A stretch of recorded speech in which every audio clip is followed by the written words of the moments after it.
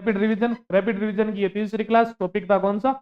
लोक नाट्य। लोक नाट्य में हमने देखा था कि लोग जनसाधारण द्वारा जनसाधारण के मनोरंजन के लिए जो मनोरंजन के लिए कृत्य किए जाते हैं उसे हम लोक नाट्य बोलते हैं। लोक नाट्य को हमने मुख्य मुख्य लोक नाट्य चार देखे थे। एक तूरा कलंगी था, एक गौरी था, एक रम्मत था और एक अपने तमाशा था। तमाशा को छोड़ दे तो बाकी सभी लोक नाट्य में महिलाओं की भूमिका कौन निभाते हैं? पुरुष निभाते हैं। केवल और केवल तमाशा के लिए महिलाओं की जरूरत पड़ती है और महिलाओं की भूमिका महिला ही निभाती है। तो सबसे पहले हमने जो लोक नाट्य स्टार्ट किया था वो था अपने तूरा कलंगी। तूरा कलंगी लोक नाट्य, इधर अपने प्रमोटर थे तुकनगीर और शाह अली। एक तरफ हिंदू संत होते हैं, एक तरफ मुस्लिम संत होते हैं। हिंदू संत तुकनगीर थे और वो शिव के उपासक है, मुस्लिम संत शाह अली थे और वो शक्ति के उपासक है। दोनों एक दूसरे में डिबेट करते हैं, ऐसे बड़े मंच लगाए जाते हैं और एक तरफ से वो शिव के पक्ष में बात करते हैं, वो उस बात को कट करके पार्वती के पक्ष में बात करते हैं। ये हमने देखा। फिर ये तो था मध्य प्रदेश में, चंदेरी के राजा थे मेदिनी राय, उन्होंने एक को तूरा भेंट किया और एक को कलंगी भेंट की। उस टाइम से इस लोक नाट्य का नाम तूरा कलंगी पड़ गया। फिर ये राजस्थान में चित्तौड़गढ़ के निम्बा हेड़ा गोसुंडी के साइड आया। यहाँ पर लाने वाले शेडू सिंह, हमीद बेग, ये सब चीजें ये सब थे और इन्होंने राजस्थान में इसको फेमस किया। और भी कलाकार है लेकिन इतने पूछे नहीं जाते। तो राजस्थान में फेमस करने का पूछ ले तो चित्तौड़गढ़ में गोसुंडी और निम्बा हेड़ा, शेडू सिंह और हमीद बेग लाए। रात भर चलता है। मंच शैली का है तो माच शैली बोलते हैं। उस्ताद स्वयं लिखते हैं इसमें, जो भी मतलब संवाद करना होता है उससे हम बोलते हैं, स्क्रिप्ट वही लिखते हैं। तो ये सब चीजें इसकी है। वाद्य यंत्र संग बजाया जाता है, मेन ये। सूरा कलंगी के बाद हमने अगला लोक नाट्य देखा था गौरी। गौरी लोक नाट्य है जो भीलों का है ना। भीलों के अलावा अन्य जनजाति से नहीं करता है। भीलों का धार्मिक है, सबसे प्राचीन, इसलिए ये मेरुदंड नाट्य है। सभी लोक नाट्यों का मेरुदंड यही है। गौरी लोक नाट्य अपने रक्षाबंधन के अगले दिन से शुरू होकर अश्विन की नवमी तक चलता है। लमसम 40 दिन तक चलने वाला सबसे लंबी अवधि का लोक नाट्य अगर कोई है तो यही है। गौरी लोक नाट्य का अन्य नाम राई है। गौरी कौन है? पार्वती माता है, भीलों की आराध्य देवी है पार्वती, जिन्हें वो गौरी या राई के नाम से बोला करता है। इसमें मुख्यतः 5 पात्र होते हैं। दो तो राइया होती है, एक असली पार्वती, एक नकली पार्वती, एक पाठ भोपा होता है जो खेड़ा देवी की पूजा करता रहता है, एक अपने शिव जी जिसका शिव जी होते हैं, जिसका मतलब पूरिया होता है जो जो शिव जी का प्रतीक है, और उसके अलावा एक कुटकुटिया या जामटिया होता है जो बीच बीच में आकर हंसाने का काम करता है। इसका जो मुख्य आधार है वो शिव और भस्मासुर वाली जो कहानी है वो होती है। लेकिन 40 दिन तक ये तो सुना नहीं सकते, इसलिए इसमें कुछ लघु नाटिकाएं होती है लमसम 11-12 होती है। तो 11 लघु नाटिकाएं होती है जिसमें कुछ खाना गुजरी हो गए, माता और नहार हो गया, है ना, खांडलिया भूत हो गया, बादशाह की सवारी हो गया। ऐसे अगर कोई भी नाम आए तो आपको करना है कि ये गौरी लोक नाट्य की लघु नाटिकाएं हैं। तो ये 40 दिन तक चलेगा। 40 दिन तक उनको एकदम संयम के साथ अपनी जिंदगी जीनी होगी और कोई भी मांस मदिरा का सेवन नहीं करेंगे। महिलाओं की भूमिका केवल और केवल पुरुष ही निभाता है। उसके बाद आता है रमत। रमत लोक नाट्य का प्रारंभ हुआ था अपने जैसलमेर में तेज कवि द्वारा। तेज कवि ने अंग्रेजों को नीतियों का विरोध करने के लिए एक नाटक रचा जिसे हम रमत बोलते हैं। और बाद में ये अब आगे फेमस हो गई, बीकानेर में भी चली। लेकिन पाटा संस्कृति या होली पर रमत का आयोजन कहीं होता है तो वो बीकानेर में होता है। होली से पूर्व आयोजन होकर होली से एक दिन पहले तक बीकानेर में अलग अलग चौक में रमत होती है, जिसमें ये भी रमत की इंपॉर्टेंट बात है कि रमत का प्रारंभ होली में किस रमत से स्टार्ट होता है तो फकड़ दाता की रमत से स्टार्ट होता है। चाहो तो लिख लेना आप, है ना। और उसके बाद में रमत में हमने देखा कि कौन कौन सी चीज देखी रमत में, कि तेज कवि वाली बात करें, तेज कवि ने श्री कृष्ण कंपनी, एक उनकी कंपनी की और उन्होंने अंग्रेजों की नीतियों का विरोध किया।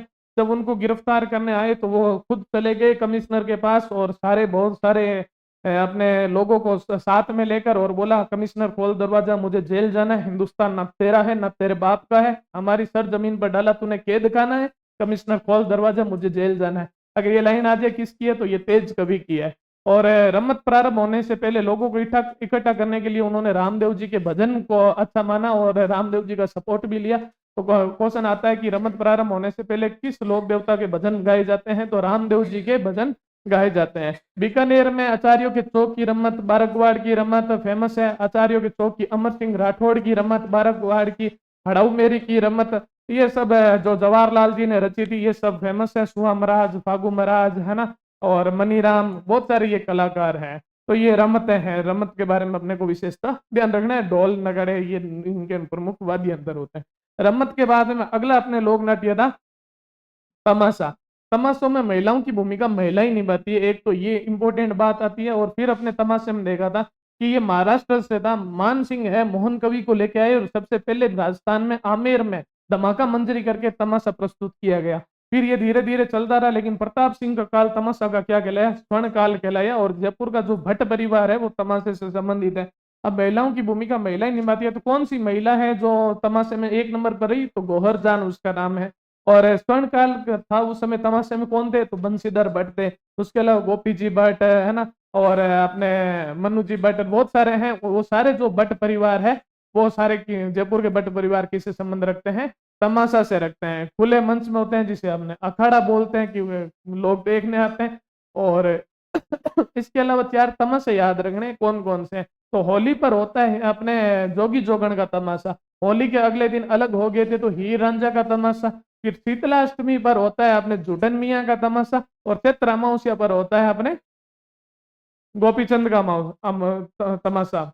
अगर हम कहें तो पूर्णिमा से लेकर अमावस्या तक ये चलता है ना। फाल्गुन पूर्णिमा से लेकर चैत्र अमावस्या के बीच तमाशा लोक नाट्य आमेर जयपुर में आयोजित किया जाता है। फिर हमने लीलाएं देखी थी। लीलाएं में रासलीला, रामलीला, रामत लीला, सनकादियों की लीलाएं देखी।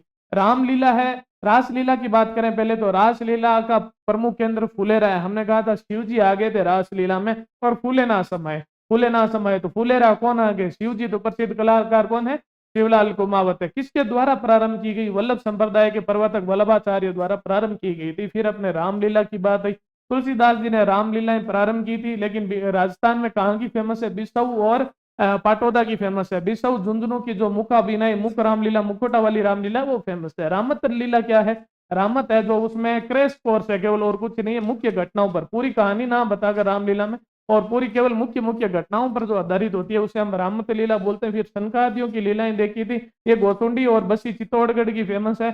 इसमें अपने नरसिंह अवतार बताया जाता है, जो प्रहलाद को अपने मारते हैं वो वाला, है ना। अरे उल्टा बता दिया ना, प्रहलाद को कहाँ मारते हैं, हिरण्यकश्यप को मारते हैं, प्रहलाद को बचाते हैं वो वाला।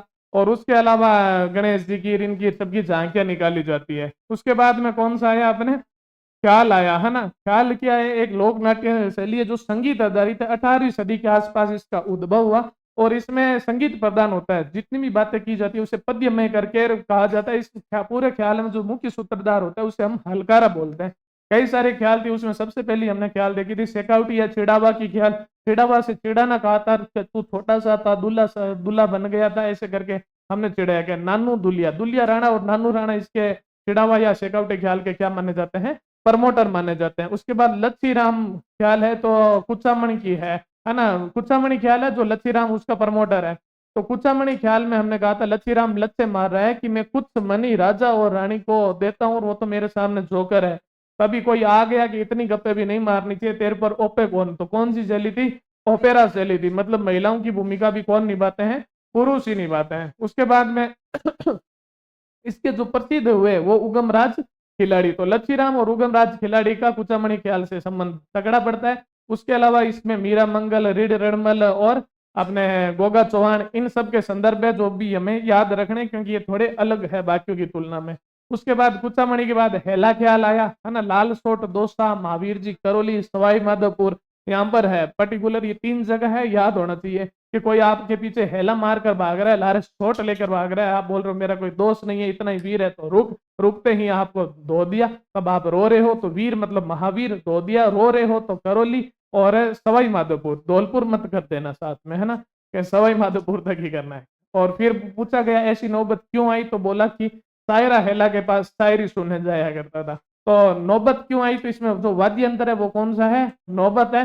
शायरी सुनने जाते थे तो शायर हेला। तो क्वेश्चन आ जाए हेला ख्याल के प्रमोटर कौन, तो शायर हेला है। और इसमें वाद्य यंत्र कौन सा होता है, तो नौबत होता है। और हमने क्या देखा इसमें कि कहाँ कहाँ की है, तो अपने लाल सोट दोसा, महावीर जी करौली और सवाई माधोपुर में फेमस है। उसके बाद कहानियों के आधार पर जो ख्याल बनी उसे हम बोलते हैं कन्हैया ख्याल, है ना। कहानियां कहानियां कहानियां, कन्हैया कन्हैया कन्हैया। और जो कहानी कहते हैं उसको कहानी बनानी पड़ती है तो उसे मेडिया, जो प्रस्तुत करता है कहानी उसे हम बोलते हैं मेडिया। पूरी राजस्थान में ज्यादा है, भरतपुर, अलवर, इस साइड सवाई माधोपुर, दौसा, इस साइड ये ज्यादा ख्याल चलती है। उसके बाद में अपने डपाली ख्याल देखिए थी, ये भी पूर्वी राजस्थान की है। ये डपाली एक राग है, डपाली क्या है, एक राग है। और बीकानेर के जो मोतीलाल है वो इससे संबंधित है। उसके बाद में हमने कौन सा देखा था, हाँ, भेंट के दंगल। भेंट के दंगल, अपने दंगल में क्या होता है, एक दूसरे को कूटा जाता है, धोया जाता है, मतलब बातों से होता है पूरा, भगवान की चीजें होती है।